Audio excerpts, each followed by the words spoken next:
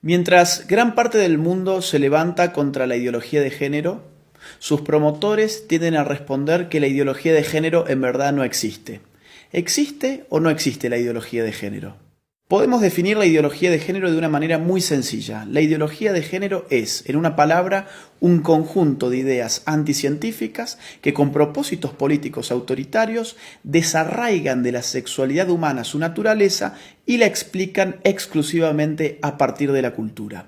La idea medular de la ideología de género es que sexualmente hemos sido construidos por nuestro entorno y en consecuencia estamos llamados a deconstruirnos. Ahora bien, aquellos que argumentan que la ideología de género no existe, rara vez nos dicen qué entienden ellos por ideología. Ideología tiene dos grandes acepciones. Una acepción clásica que entiende a la ideología como un conjunto de ideas contrarias a la razón, contrarias a la ciencia. Esta concepción de ideología ha sido, por ejemplo, la de Carlos Marx. Carlos Marx veía la ideología como un espejo a partir del cual uno veía su imagen invertida, las patas para arriba y la cabeza para abajo.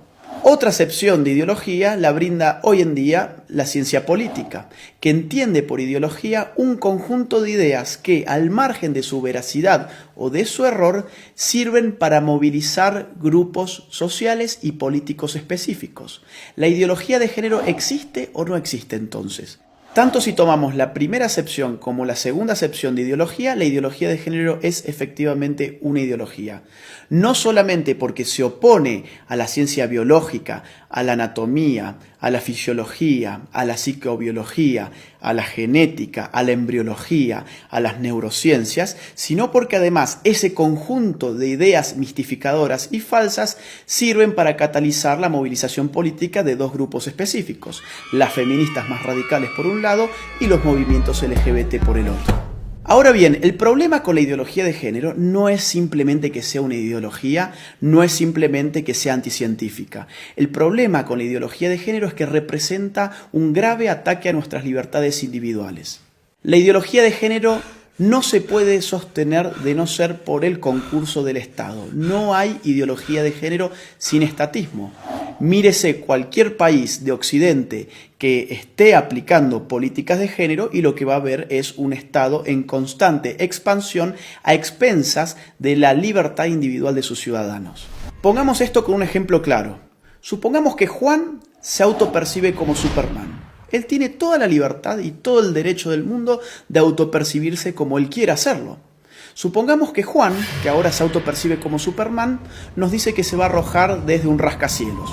Juan evidentemente puede hacerlo.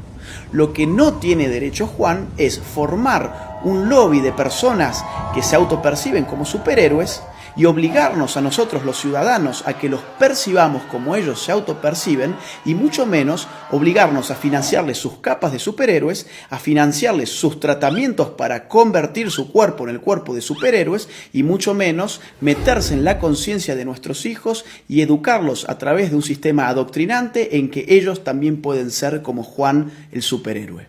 Y ejemplos como este, que evidentemente es algo exagerado, se dan en otro nivel en nuestros países más frecuentemente de lo que pensamos. Por ejemplo, mi país, Argentina.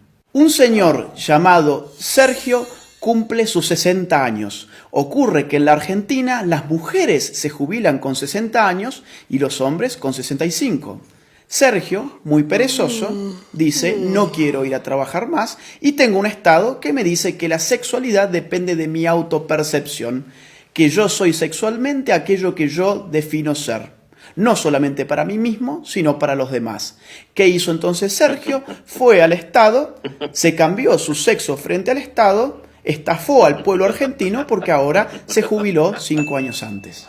En Argentina también estamos pagando con nuestros impuestos un programa de televisión pública que se llama Todes. Sí, Todes, porque ahora todos somos tan tontos que no sabíamos hablar y estas élites iluminadas de la ideología de género nos van a reeducar en nuestra forma de hablar. Eso es lo que se llama lenguaje inclusivo y en la Argentina ya lo estamos pagando con nuestros propios impuestos. Veamos otro tipo de ejemplo, un caso argentino, el de Babi Echecopar. Un periodista, locutor, tiene un programa de radio, fue muy crítico con las feministas y recibió una sanción de la justicia. La justicia le ha ordenado ahora al señor Echecopar que él tiene que darle un espacio en su programa radial a feministas y, entre comillas, especialistas en género, durante X cantidad de minutos todos los días.